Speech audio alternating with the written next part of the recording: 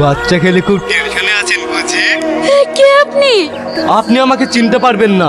বাচ্চাকে যদি বাঁচাতে চান তাহলে 10 লাখ টাকা নিয়ে আমি যে অ্যাড্রেসটা দিয়েছি সেই অ্যাড্রেসে চলে আসবো। আমার বাচ্চা ঠিক আছে, আপনি ওর ক্ষতি করেননি তো? আমি আপনার বাচ্চার কোনো ক্ষতি করিনি। আপনার ছেলেকে যদি বাঁচাতে চান তাহলে তাড়াতাড়ি 10 লাখ টাকা নিয়ে আসেন। ঠিক আছে, কোথায় যেতে হবে?